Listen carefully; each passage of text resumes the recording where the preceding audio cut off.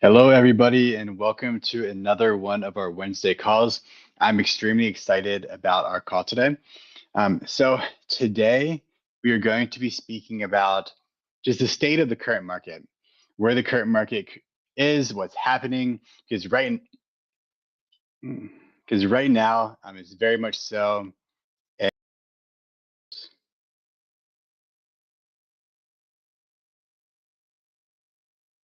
Give me 1 second, guys. Having some technical difficulties.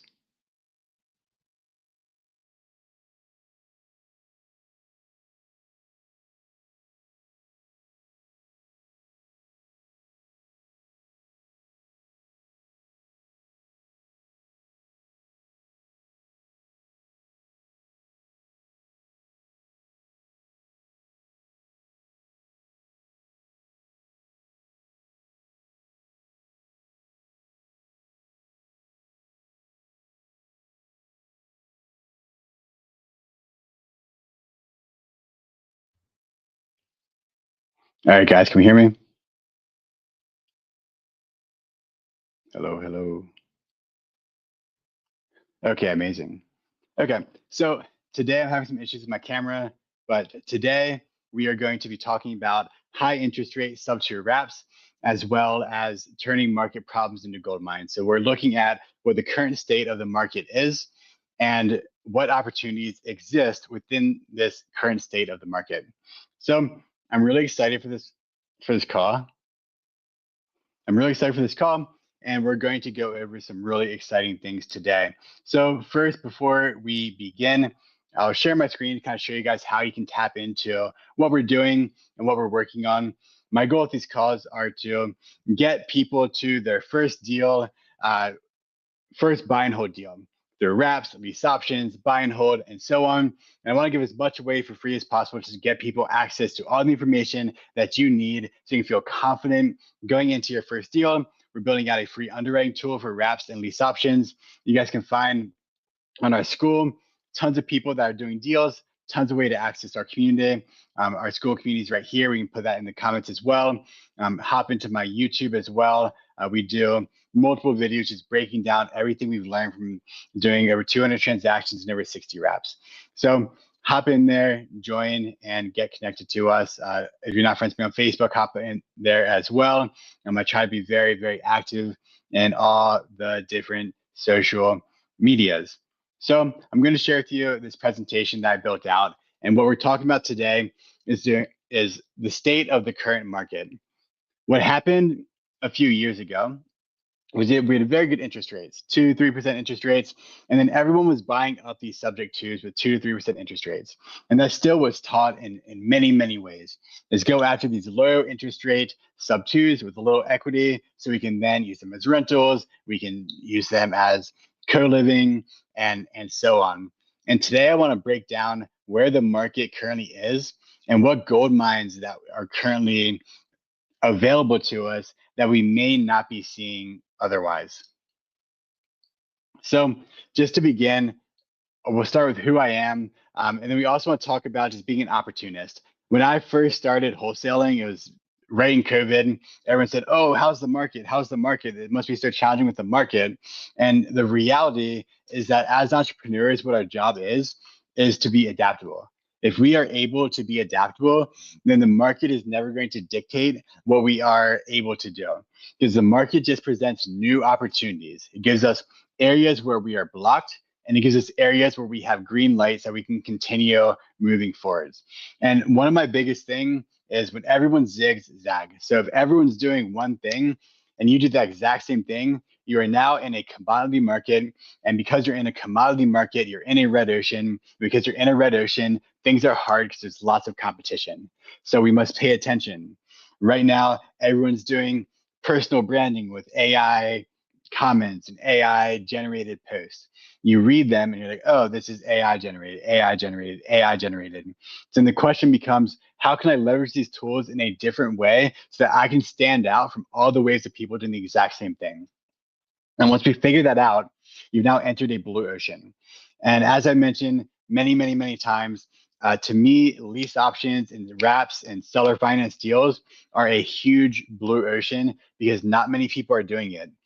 And today, what I'm going to break down for you guys is I'm going to break down on market, high interest rate, low equity, SubTo deals, what those numbers look like as wraps, so you can start seeing what opportunities exist when you have a 6% interest, low equity deal on market that everyone else is skipping over because everyone is fighting after the 2 to 3% interest properties. All right, so a little bit about me. Who am I and why does this matter? Oops. So I was a backpacker turned entrepreneur. When I first started, I was literally a backpacker out of college, backpacking through Australia, looking for what my career was going to be, like searching for what I believed I had to find, which was a career. I was always told about this idea of a career. I never knew entrepreneurship was an option. I spent a year in Australia working on farms, living in different types of communities, traveling around, going to festivals, trying to figure out what my place was in the world. And after a year in Australia, I had an amazing time. And I kept checking things off the list of what I did not want to do in my life. But yet, I was yet to find the thing that I actually wanted to do in my life. And so after my year in Australia, I went to Bali, Indonesia, and there I could no longer work. So I had a little bit of money saved up. I could live for about a year in Southeast Asia, living frugally. But I knew that I had to figure out some sort of way to provide for myself and eventually my family. And that's when I bought a computer, a $200 computer, and I said, I'm going to learn how to make money online. I didn't know what an entrepreneur really meant at the time. I obviously heard the word entrepreneur, but somehow it never crossed my mind that that was a possibility. And so I bought a computer and started learning how to make money online. And what was really important to me was having a positive impact in the world while I was creating money for myself and learning this. I was in many ways raised in the trenches of red oceans. I My first ever business was actually more of a blue ocean. I was doing Squarespace websites on Fiverr. I hired a VA. I had very little competition. I was able to make about $3,000 to $5,000 per month, leveraging one VA, making Squarespace websites. I thought that was great at the time. I then moved on to doing e-commerce. I met people who were doing really well in e-commerce. I started drop shipping, and that was where I really got versed and trained in the world of red oceans. Because when you're doing drop shipping, very similar to when you're wholesaling, you're doing the same thing in many ways as a lot of other people. There are niche strategies. We have some really good niche people who like focus on different ways to find deals, but most people are doing the same thing. In drop shipping, you find a winning product, you slice up a new ad, you put it out there, and you sell that exact same product, right? You're in a commodity business. Everyone else is fighting for the same attention. You have no real edge over your competition except for how good of an edge you can possibly make. Wholesaling is very similar. I went from drop shipping to wholesaling, and after doing 20 some deals, I realized I moved from drop shipping e-commerce products to drop shipping houses. And that was not the situation I wanted to be in. I didn't want to be a drop shipper of houses. I wanted to be building long-term wealth and making a positive difference in the world. And it got to the point where we scaled up through a series of mentorships. We scaled up to doing about 6 properties per month. And I realized that I built myself a giant hamster wheel and I wasn't holding on to any assets. And it was around that time that we found wraps. We learned how to sell subject to houses on seller financing and turn $5,000 wholesales into $150,000, $120,000 gross profit deals over 7 years. So we started identifying the first blue ocean. In Kansas City, there were a lot of first generation Americans, a lot of entrepreneurs who wanted to buy houses, but they didn't have the ability to buy because the banks would not finance them. But there's a lot of them, and they really wanted to buy a house, and they weren't able to, and we could provide them with houses with in-house financing. So that's how I went from being a wholesaler to a buy and hold investor. Since then, we've done over 60 wraps, and we have our free community seller finance freedom academy. And we also have wrap academy for people that want to double down and start doing one of these per month. And yeah, so now the blue ocean that we live in is in wraps and lease options, where more and more people are becoming aware of this model, but there's still so many cities where nobody is doing this at all. So we have Rap Academy, Seller Finance, Freedom Academy. SFFA is a free school community where you can go in, you can tap in, you can start talking to people. We have master classes on there. We have free resources. I'm going to build out a free underwriting tool, which is almost finished. I'm going to share it with you guys so everyone knows how to underwrite deals. And then for people that want to double down on this model and they say, oh, I see this is a blue ocean. Oh, I'm ready to double down. I know I want to get my first $10,000 a month in residual income by like doubling down on this strategy. We have Rap Academy where we get to go deeper in a smaller, intimate group. Okay, so let's check in on the people really quick. You guys can hear me still? We're good? Okay, amazing.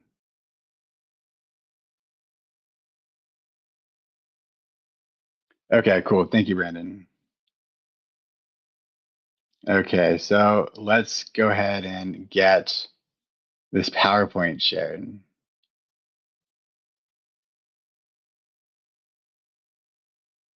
All right, can you guys now see the PowerPoint?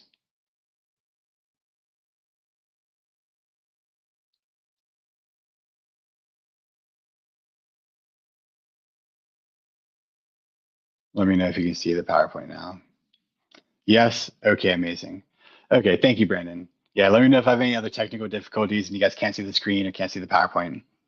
Okay, amazing. So this is access to our school community, and this is what we join. This is a free community. We have tons of free resources in there. So hop in. There's master classes. We have resources for how to find buyers on Craigslist, our marketplace templates. We also have a really good foundation series for setting up your goals in real estate, because without our foundation of our goals, we're really just kind of sitting in the ocean, floating around. We need to know like what our ideal lives look like and head there. And have a whole bunch of stuff in there for you. So hop in. If you're not already in the school, join. Today, I'm not getting into the details of why we love doing wraps and lease options. I'm more going to focus on the current state of the market and what opportunities are available. So if you want to learn more about like why we love this model, how we think about the model, who we're selling to, how we're pricing deals, go join the school. There's tons of resources in there for you. And also give me a subscribe on YouTube. There's tons of stuff there as well. Okay.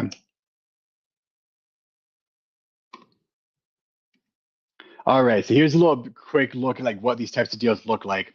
So when we're doing these deals, average our cash flow 538, 605, 702, 723, 506. We usually want to be at 500 or more. And between 400 and 900 is a normal wrap deal. And so these are what the numbers look like on every single one of our deals. To know like when we sell on a wrap release option, this is true cash flow. So we're not paying any capital expenditure. This is real cash flow that we are collecting as mailbox money. Okay, cool. So what we get to know now is that the market has shifted. If you're not aware, the market has shifted. Inventory is up 25% from 1 year ago. There's houses sitting 43 days on market, up from 36. And the reality is there's lots of motivation right now. It is shifting into a buyer's market. There's tons of people that are trying to sell their houses and they're not selling. Wholesalers are having trouble getting deals sold. People who are selling on market are having trouble getting deals sold.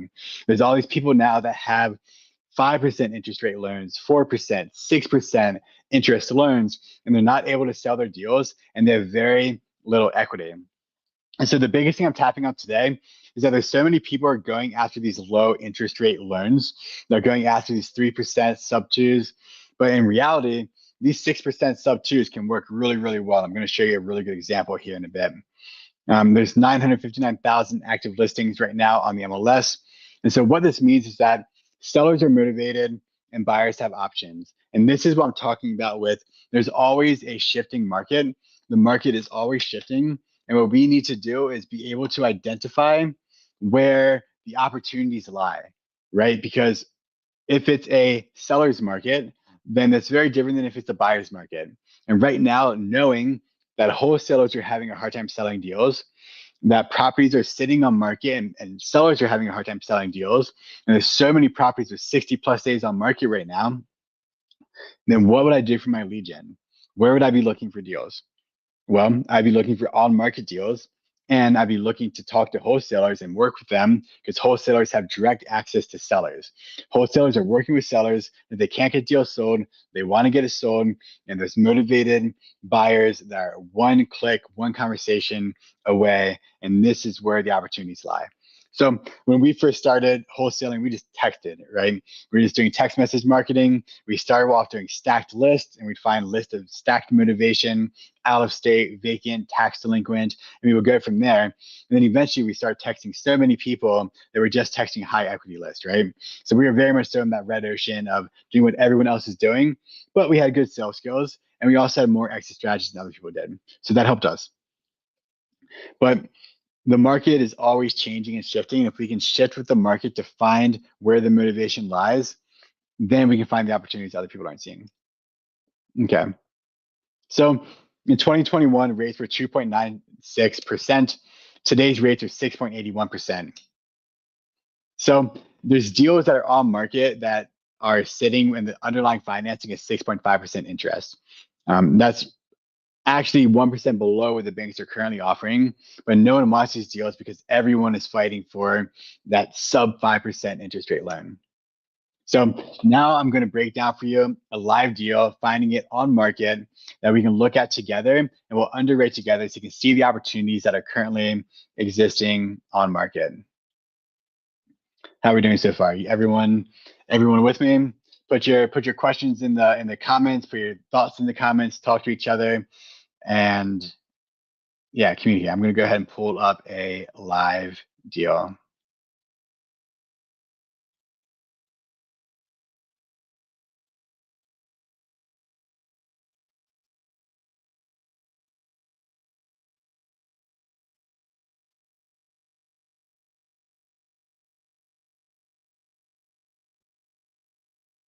Give me a second while I log into my prop stream, pull up this property.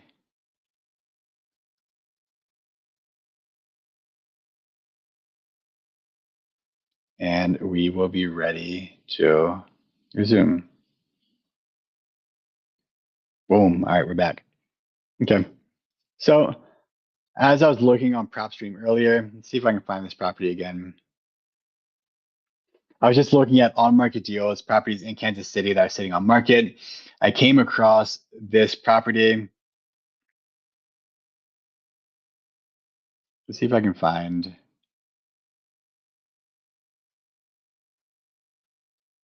Sorry, y'all. I usually do the MLS, so I get a little bit confused with PropStream. But basically, I just went into properties on the MLS. I was looking at properties that were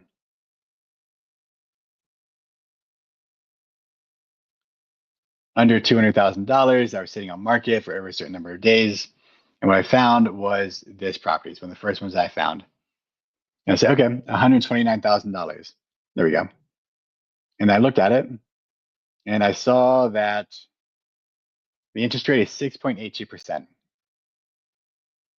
They owe $133,600 with a 30-year loan.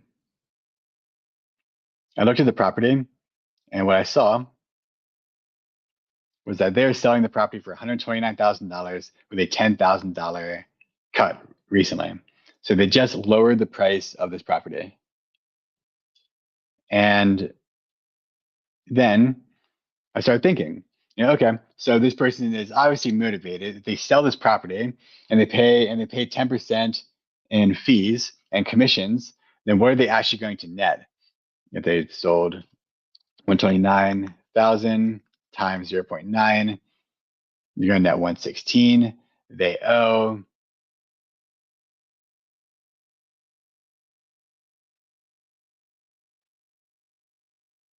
where's it? Around 130. Where'd it go? 133,600. So they're gonna be coming out of pocket like 14 to 16%, or 14 to $16,000, right? Okay. So that's obvious motivation there. And most people, they're looking at this deal and saying, okay, so it's a high interest rate property, so I'm not very interested in. And so let's go ahead and re-underwrite this deal. I already did as I was preparing for this call. We can go ahead and take a look. So what things I like about the deal or don't like, let's take a look at it. It's been renovated. It looks like it's in okay condition. Nothing super special, pretty small kitchen, but it's overall in good livable condition. I'm not sure what this random toilet is in the basement. And the outside of the house does not look very good. The grass doesn't look very good. And it's been sitting on market for 33 days. So not even that long on market, but they came with a $10,000 price cut 7 days ago. So after 26 days, they came out with a $7,000 or $10,000 price cut. That shows some signs of motivation. So let's go ahead and look at this. Let's pull up Rentometer, put in the property, 3 beds, 1 bath. Market rent's around 1,200. Okay. So 1,200, taxes are 1,000. Insurance is gonna be about 88 per month. All right, so let's imagine that we purchased this as a SubTo for 133,600. So we're actually give them above market value or above what they're asking for, but we take over their loan, right? And we give them, say we give them 500 bucks in their pocket.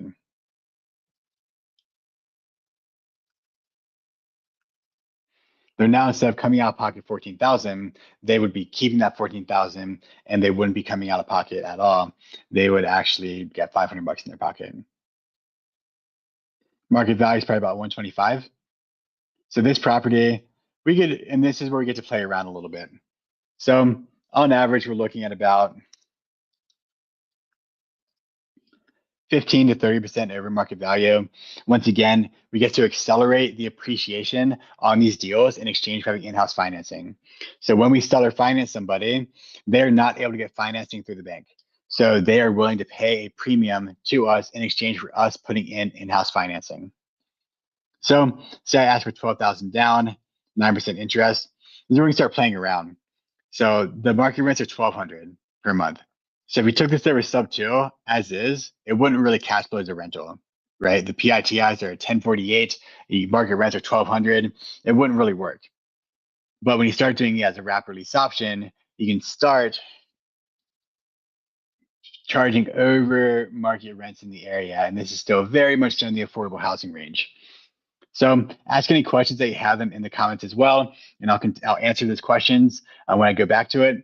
But this is 15% or this is 30% over market. We're asking for a lower down payment and 11% interest. So this is always going to be an equation, and I've gone into underwriting very much so in depth in other deals on other ones of these calls. So I'm going to talk more just about where we would be. So how I would price this,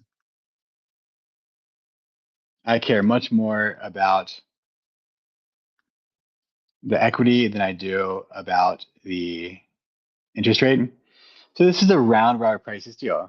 We're all in at 133,600, 30 years, 6.87% interest. PITI is 1048. So this deal that's at 6%, 6.87% interest on the MLS, which most people aren't touching because when most people are marketing for SubTo deals, they're mostly only targeting people that have interest rates lower than 5%. So less people are targeting this. And this deal, which we could probably get into for as little as $500. And obviously, when you talk to the seller, everything with sales is about volume. So when you talk to people, understand their situation and motivation. This is an example. But this deal would cash flow $670. I personally know I could push this up to be about 1805. So about $700. This would cash flow. 7-year profit, they sold in 7 years, be 117,000. If the family never sold or refinanced, this one deal that's sitting on market for almost $0 in would profit about $262,000 over 30 years. And this is what we discovered. And this is the really beautiful thing about markets, right? Like this is properties that have much less competition than people who are going direct to agent looking for low interest rate SubTos.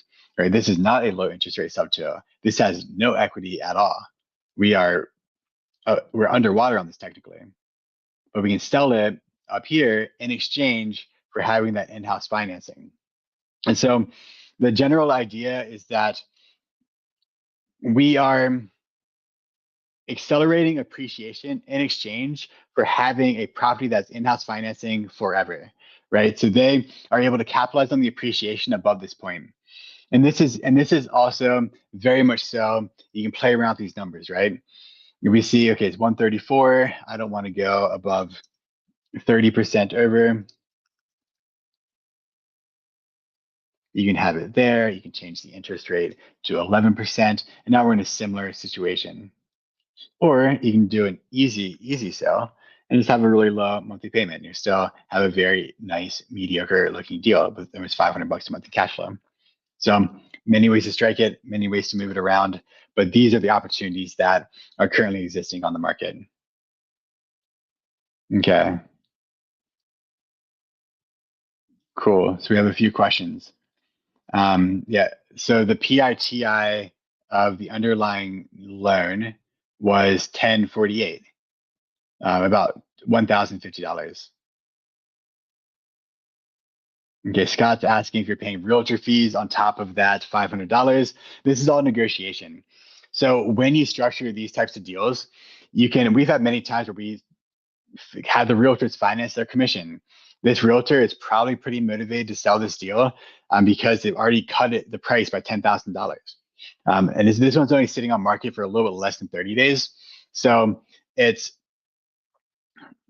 not as much motivation if it's sitting on for 90 days, but yeah, you can definitely cut the realtors in and figure it out. So with the realtor, you can pay them a percentage of their commission. You don't pay them the full commission because you're already paying more than what the market value is. Also, that seller was going to come out of pocket 14,000 if they sold it for cash. So that seller can also pay their side of the commission to the agent still, and they're still saving $10,000, right? So it's all negotiation. Like obviously, yes, we need to take care of our agents. We can add that in as well for the entry fee. For a deal like that, I'm sure a few $1,000s would be enough to get that agent, make them pretty happy. Okay. Maria wants to know what the downsides of doing a wrap are. So some of the cons of doing a wrap, and once again, we have lease options, we have land contracts or contract for deed, and we have true wraps. All of these have different paperwork. All of these have pros and cons. So some of the biggest downsides of doing a wrap is that you don't capitalize on all the appreciation. We get to accelerate the appreciation and capitalize on a percentage of the appreciation, right?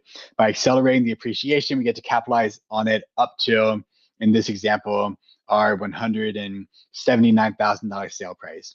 Anything beyond that appreciation will go to the buyer. They also get the debt pay down, and they also get the depreciation benefits. So as an investor, you're not able to write off depreciation if you're doing a 30-year lease option or a contract for deed or a true wrap. You can do depreciation benefits if you're doing a short-term lease option, but in exchange for that, you will need to be responsible for large repairs. So every single model and every single exit strategy has its pros and cons. Yes, but in my opinion, for wraps and long-term lease options, get your first 5,000, 10,000 in passive cash flow.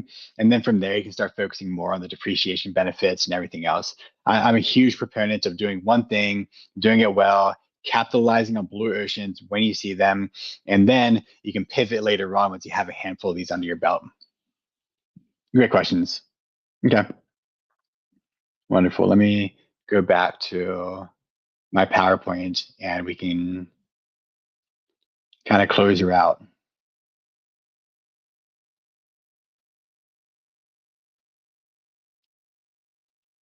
All right. All right. And thank you, Brandon, for helping with my technical difficulties. I've had a few technical difficulties on these calls.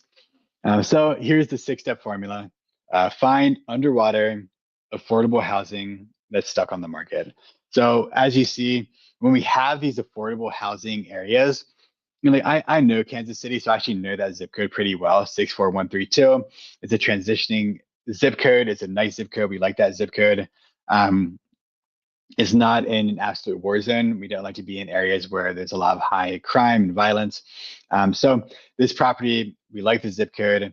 It's very much so affordable housing. I mean, we're looking at $130,000 for the acquisition price.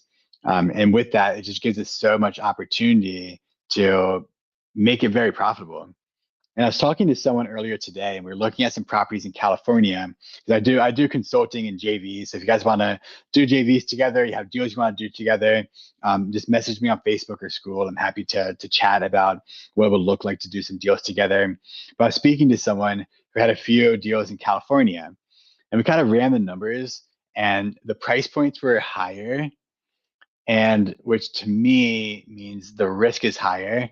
And it also means that the buyer pool is probably smaller because it's less in the affordability zone. And we looked at the actual profits of the deal, and the profits were a little bit less than one of these affordable housing properties. So we love C-class neighborhoods, and we don't want to be like deep in war zones, but we also don't need to be in A-class neighborhoods because the families have ownership mindset and there's very little management. You know, one of the downsides of doing rentals or Section 8 in really challenging areas is that the turnover is really high. And people trash the properties, you get them back. And you're also you deal with more challenging tenants a lot of the time. And with that, it just becomes, it has more headaches. And so when we set this up, another thing we love about the wraps and lease options or long-term lease options, our management is basically zero. It's we're collecting money. If the family gets behind, then we need to deal with it. But overall, it's as passive as it gets in single family real estate. So find underwater, affordable housing that's sitting on the market. Look for price cuts. Look for signs of motivation. I mean, this one, the sign of motivation is the price cut. And in different calls, if you guys want, I'm happy to call sellers and call agents, and we can do that together. I think it's really fun. So if that's of demand, let me know in the comments and let me know if that'd be beneficial. We can find deals together. I'm happy to call them because the next step is really just understanding the motivation of these sellers. And most of what sales is just talking to people, asking them questions, and like seeing how we can be of service. Like this person has motivation. They're looking to sell for a loss. Why? And then we can verify the demographics. A lot of our buyers are first generation Americans. A lot of them are entrepreneurs. So look in your area and see if this is a good area for wraps. Is it, you know, if we're in a rural, another person I talked to was doing wholesaling all across the country and doing a lot of rural areas. And I don't advise people to do this in, 4,000 people towns. We want to be in areas that have a lot of people because at the end of the day, you can't be in the blue ocean if you're in a one stoplight town where there's like no one's buying houses. This is the blue ocean because there's more buyers than there is inventory. Confirm the PITI range. See if the properties are in that affordable housing zone. See what the PITI would be. Any property I buy subject to that's a PITI of $1,000 a month, I'm pretty amped on. Lock it up SubTo. Market to entrepreneurs, first generation Americans, and homestead buyers. Close it, make it passive, rinse, and repeat. So this is the whole formula that we do. There's obviously nuance or questions that you'll have as you go along the way, but it can be very straightforward. You do this 3 times, 4 times, 5 times, you get a hang for it, you start understanding it, and then you just have that tool in your tool belt forever. And seller financing is such a powerful exit strategy to have available to you because you can use it in so many different ways. So, yep, and then each property will be about $500, $800 per month per deal. Okay, so we have Wrap Academy, and in Wrap Academy, we have people such as Dan, who had 3 bad flips in Alabama. He salvaged those, sold them on seller financing, and now it's cash flowing assets. So for him, he had flips that he just got in over his skis on, and he didn't know what to do with them. He was going to have to sell them for a loss. But we connected. I took him on as a mentee, and he ended up refinancing those and selling them on seller financing. And now he has assets that are more cash flowing. And these are also case studies, right? So you can think about there's all these different ways to put the pieces together on these deals. And also, if you guys have more questions about the deal that we underwrote or want to look at more in detail at that deal, we can. If you want to play around, look more in prop stream in our final time, I can look up more deals and we can underwrite another one. Chris, another member of our community, he was an appraiser. He's done 3 deals since joining or 3 wraps since joining Rap Academy. His goal is to do 1. He had a flip that he was doing. He's refinanced it, marketed it, got it sold in 4 days. Kyle works 60 plus hours a week. He's done 3 wraps. Jacob does 1 per month, works around 20 hours per week. Some weeks are more intense, some weeks are less. But he does 1 property per month. He's an equity millionaire. He has over $1 million in note equity, and he has $10,000, over 10K a month in passive cash flow. And then we have other students. We have people all over the country that are doing these types of deals. This is Dan and one of the families he worked with. We have a little duplicate slide here. Cool. And so if you're interested in doubling down, book a call with me. Like, this is only if you're ready to like dive in and you want to double down the strategy. This is a book call directly with me. We can talk about you joining Rap Academy. If you don't want to be in Rap Academy and you're just kind of getting your toes wet, join our free school community. And there we have all the resources. I have a YouTube channel. I want to give everything you guys need to get your first deal done without me. And like whenever we do new business strategies, we're always going to run into challenges, right? Like when we started wholesaling, we hired wholesale mentors. If I was to start flipping, I would hire a flipping mentor. It's just, you don't know what you don't know. And when you have someone who just can hold your hand and walk you through your first deals, and then you do 3 or 4 and you have the tool in your tool belt, and you can then apply that to different areas. If you're ready to hop into something like Rap Academy, talk to me. Or chat about if it's a good fit. We don't take everyone. Like, it's very important for us to have culture fits in our community. But if you want, scan that QR code, schedule a call with me. I should have a few more slots available for next week, and we see if it's a mutual fit. And if you're not interested in that at all, join our free school community, and we have tons of free resources available. Okay, cool. So nice. You have some good mess. There we go. All right. So Rachel is asking, are there markets that this wouldn't work in? Yes, for sure. There was a period of time where like all these people were getting into bad rap deals. And then you look at the rap deals and you're like, you guys, they didn't follow any of the key rules that we need to go after on these types of deals. So certain markets, like for example, can you do this in California? Can you do this in higher priced markets like Utah? And the answer is yes. Like, I've seen it done before. It can be done, but for me, it's about creating the most ease. So I want to be in a market or an area that is really easy. I want to have it really easy to do this type of deal. And I don't want to have as much of the unknown, because when you're dealing in higher price point markets, you have higher holding costs, higher monthly PITIs, lower levels of buyers that are able to do this. So yes, there's definitely bad markets. I don't like to do rural markets, nothing that's super small. There's certain markets that are better than other markets. I always do with my mentees, I always do like a market breakdown so we can really identify the key areas of the market that are really good. But yeah, there are definitely markets that I wouldn't personally do it in. And if I was opening a new market with a student, I would make sure that they're doing it in a very conservative way. Because at the end of the day, I'm a very conservative investor. I like to have easy wins. I don't want to have high levels of stress happening. And so I want to make sure I'm in a market that works really well.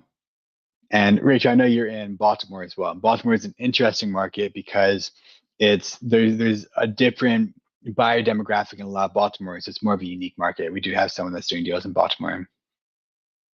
Okay. How do you deal with families that get behind? So yeah, another good question, Maria. When families get behind, it's pretty easy to deal with. So we've had 2 families that failed, meaning they gave us the properties back, and both of them just gave us the keys back. They literally said, like, hey, I can't perform, take the keys back. And families that got behind, I had about 3 or 4 of the families, we have about 65 of these, about 3 or 4 of those families got behind, and in the past like 2 months. And I just messaged them on WhatsApp and got them all caught up. And most of them are extremely responsive. They had a hardship, they had a family emergency, they had surgery, these things happen.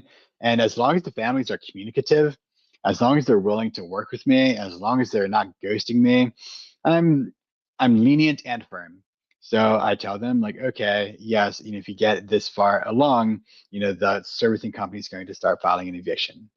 And so they know that we can be firm. And also if they're making an effort, we're happy to work with them. But my experience with families getting behind is it hasn't been a giant headache. And I just make sure that I have access to them. And worst case scenario, we file an eviction. Okay. Rachel said calling sellers and agents would be awesome. Yeah, I'd be happy to do this on future calls. If enough people are interested in it, I think that'd be really fun. I personally love it. Maria, if you want to JV, yeah, so just message me on Facebook and we can hop on a call and talk about what JV can look like. Because we have different ways that I work with people. And if you're looking to double down the strategy, we can do a done with you model where we can get you set up, get you into Rap Academy, and then also just have the proceeds of a deal split. And I can walk you through the process, just be there for guidance. I'm very happy to do stuff like that. All right. So Brandon wants to know a little bit more about our market criteria. Um, so my calendar link in here for people.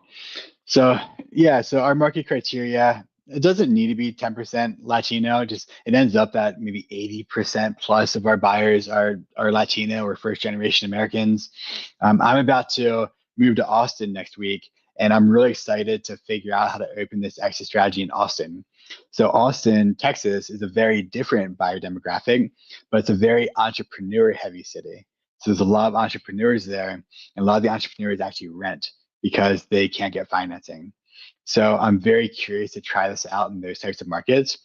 And so at the end of the day, it's really just identifying needs. We have one of my students who's doing this in Cleveland, and she has found some really good pockets of Cleveland. She's figuring it out, and there's very few other people doing this in Cleveland. I know Chai is doing this really hard in Columbus, Ohio.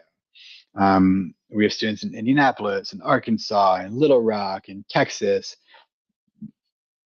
I just like to be in areas that are populated, and I like to be in areas where it's affordable housing.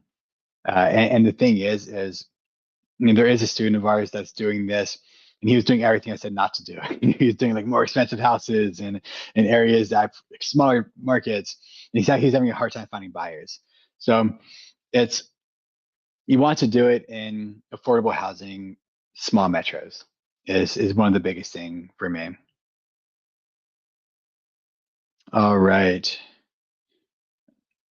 Yeah, exactly, Scott. So Denver, can you do it in Denver? Once again, like you can. I know people are doing it in Denver. I also know people in Denver that are doing this virtually in Kansas City, right? And there's probably a reason for that. These are some of the more experienced people I know. They've done, around 100 of these. And so Colorado Springs, maybe. Um, I have students who are living in Utah and they do it in Indianapolis, right? Because at the end of the day, it's easier to figure out. You have to choose your hard. You have to choose like everything you do. There's going to be resistance. There's going to be challenge. You're going to have to figure it out. You have to choose your hard. And so doing it in Colorado, can you do it? We'd have to analyze your market and really see. But if you're doing it in Colorado Springs, I'm not sure how far away that is from Denver. I'm not as familiar with Colorado. If it's like 2 hours away, then why not just do it in an adjacent market that's a 2 hour flight away? And open up a virtual market and do it there. Because if it's a lot easier to sell the deals in a virtual market, and your goal is to get $10,000 a month in cash flow, you're gonna have to do a few deals. So if that's the case, then it might make more sense to choose a virtual market. And I've seen it with students, I've seen it with mentees. Um, it's it could make more sense to do a virtual market. So median sales price of 561 in Denver. Yeah, I wouldn't personally if of all the places to choose. Even if I lived in Denver, but even when I'm living in Austin, I'm still going to be doing this in Kansas City. But I'm also going to be experimenting with Austin. And there are ways to experiment in your market. If you get a SubTo locked up, you can try to do a double close, meaning that you try to find the buyer in the period of time that you had the property available, and so you'd have to take down a property and then be like, oh, I can't find a buyer. It's just on the less affordable housing areas, you might have longer hold times. It might take a lot longer to find a buyer. Okay, yeah, great questions. All right, Maria, are PITIs above 1,000 not really doable? I'm sure there's a range and depends on the number. Say 3,000 per month might be too high with a 6% interest rate. Uh, Yeah, it depends on your market. Everything's a market. Everything's a market analysis. So is PITIs above 2,000, 1,000 not doable? They're definitely doable. We've done PITIs of 2,500, 3,500. So it's definitely doable, but it requires a market analysis to really determine how to best find your buyers, how to price it, how to structure it, and so on. It needs a more holistic look. And so, yeah, and if you're really serious about doing this, book a coffee. I'm happy to chat. Okay. Do you run a background on your buyer's credit score? It depends. For a lot of our buyers in Kansas City, when we do the long-term lease options, most of the time our down payment is going to be the biggest vetting point for us. We can also run them through. If I'm doing a regular lease option, a shorter term lease option, I'll run them through Zillow's rental application and make sure that they qualify. Okay. Yeah, so the one of the things you have to research is every market has slightly different rules for evictions and foreclosures. So for us, it's usually an eviction. Contract for deed should be an eviction, and lease option should be an eviction. If they really fought it in court, could they get to be a foreclosure on a 30-year lease option? This is kind of getting into the weeds a little bit, but it depends on the down payment. It depends on how much they're putting down. It depends on if they can really make the claim of ownership. Ownership. If they put down $30,000 and they want to fight you to move it to a foreclosure, they could. All right, Charlie wants to know the cost of Rap Academy. Yeah, hop in a call and join, or hop in a call with me. And we can kind of chat about it more. The program costs 10,000. We have different types of payment structures that we do with people, and so we have all sorts of creative financing options as well. And the goal with the Rap Academy is for people that are seeing the value in the model and they want to double down on it. This is the way to just be around, surrounded by people that are doing these deals, right? So if you're just dipping your toes and like, I don't know what to focus on, then it's probably not the right fit. But if you're like, I want to do the strategy, then it has extreme ROI because every single deal is worth over $100,000. And so that's the current price. The price always goes up as I add more to it, add more coaches, and as we grow it. All right. Love all these. Love all the great questions. You guys make this a lot more fun when you guys bring a bunch of great questions. Okay, Rachel wants to know: Are lease options are illegal in Texas? Yes. Do you have a different strategy for this? Yeah. So in Texas, straight wraps. I have a handful of students that do it in Texas. They don't do the lease option structure. They do a true wrap. There are different things to structure if you're doing a true wrap, especially if you're doing a SubTo wrap. You want to make sure it's structured in the right way. A lot of people use trust. We have all those resources available and the right contacts for those as well. Yeah, Texas is a really interesting market because Texas is, I actually don't know the history of why Texas made lease options illegal. I imagine the thing with lease options is there's a lot of people that do predatory lease options. And like, our motto is doing good while doing well. So we have zero desire to do predatory lease options. So I imagine in Texas there are people that are taking advantage of people with lease options, and then they eventually made it illegal, and now you have to do it as a true wrap. And true wraps, there's no issue with it. There's once again pros and cons of each exit strategy. When you buy from a bank, you're taking the deed in your name, right? The banks sell in that way, and so a lot of people that buy and sell notes want you to do a true wrap. So there's pros and cons. It's just you want to make sure that you don't get a due on sale clause called because it's more of a headache to fix that if the deed is in the buyer's name, right?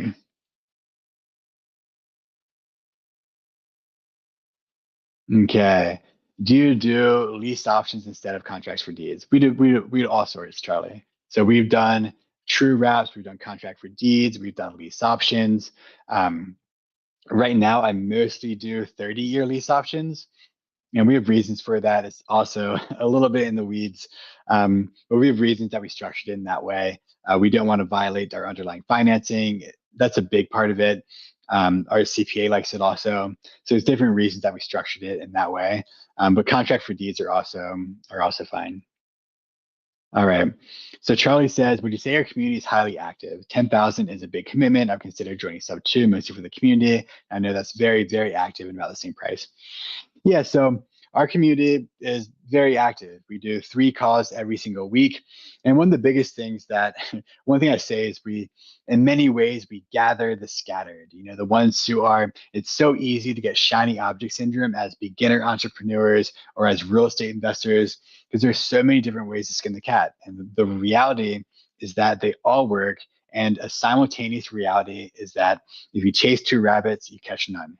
So if you're stuck in shiny object syndrome, looking at all these different ways, and I'm going to do mobile home parks, I'm going to wholesale, I'm going to knock pre-foreclosures, and I'm going to buy a business, then the reality is that you're not going to do any of it. And so my big thing is let's hone in, let's focus, let's do deals, let's learn how to do this one exit strategy, get to $5,000, $10,000, $15,000 a month in passive residual income. And at that point, then you have a choice point, right? Because you now have space to breathe. You no longer have to worry about your burn rate, paying the bills. You have enough coming in, you can take a step back. And so SubTo has 15,000 members. I'm a member of SubTo. I love SubTo. I've learned a lot there, but like you're not getting personalized one-on-one support. That's like the reality is, you're not hanging out with Pace Morby doing deals together because he has Owners Club now, which is cost $40,000, right? Or $50,000. So this is our community's 30 people. We are doing this stuff all day. We have tons of people in there from appraisers. We have multiple people that have good W-2s making 30,000 plus per month. We have a super solid community. I'm sure there's some that are in right now and watching this, and you can bird dog for them also if you're kind of building residual income as well and you want to find ways to make money. They're buyers. So it's one of those things, like Pace Morby is in Tony Robbins' $100,000 a year mastermind. Like the richest people in the world surround themselves with people at the next level, and it's always going to be people at the next level. So like the question is, do you want to do the strategy? And if you want to do the strategy, then it makes sense to be surrounded by people that are doing the strategy, right? And that's a big question. If you want to like holistically learn about like all creative financing, then yeah, the SubTo is also great. I've spent hundreds of thousands of dollars on mentorships. And I'm a huge proponent of paying for guidance. I've hired 4 coaches in Rap Academy to help me build this to make it better. Yeah, hope that answers your question. And that's also like really fair. I think it's a really fair question. And I know that like the funny thing about this, because I talked to a lot of people, and the funny thing in life and business, and also with how in my experience, like how God works or how spirituality works, is life hands us chicken versus egg scenarios where we need to make a commitment to commit to our future growth before we have the resources available.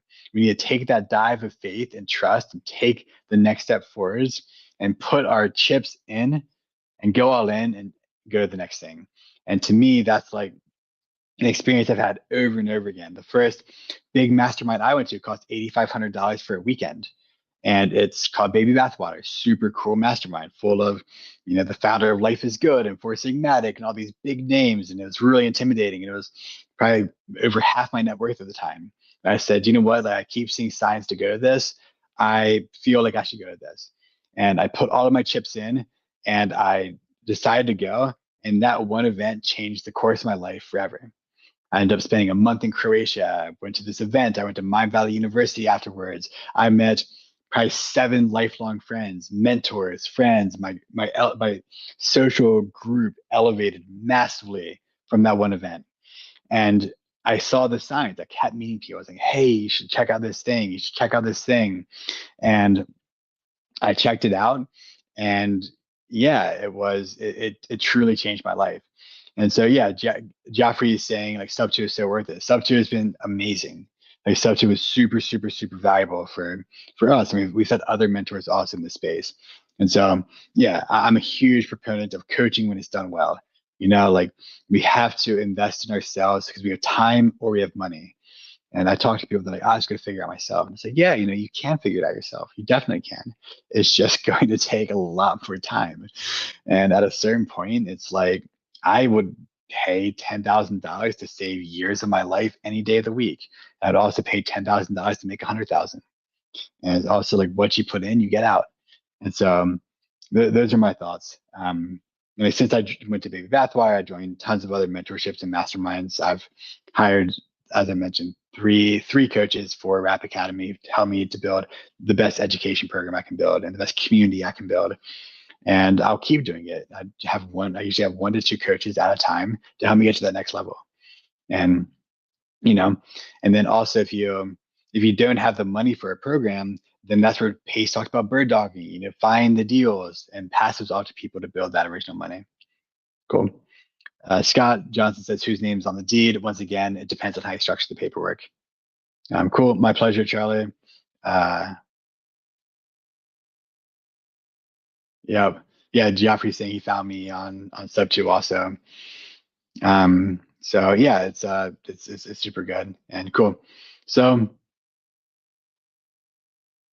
yeah, and Charlie, about mentorships, like it's how you do one things, you do all things, and it's what you put in, you get out. And yes, certain people are just about, grinding their gears and selling a bunch of courses that don't have good content inside. That's just not what we're about here. I want to give away, I want to give you guys every resource you need to do this on your own. Right. And then if you're like, oh, I see the value in this, I see this is the blue ocean, I'm ready to double down and then get access to like all the paperwork and all the underwriting tools and everything else, that's when it's time to hop in and come in. So awesome. Love all the questions. I hope that's valuable. If you guys are not already in the free school community, hop in. Let me know how you like this. Message me. Let me know what you want to see of more of in the future, because then we can do more deals in the future or more of these calls in the future that are more specialized towards what you need. So thank you guys for coming on. I love these calls. It's always really energizing for me, and I love all the questions. So thank you all who spent an hour of your life coming on here and hanging out with us. And I hope this is valuable. If it is valuable, if you have feedback, shoot me a message and let me know. All right. Talk to you guys soon.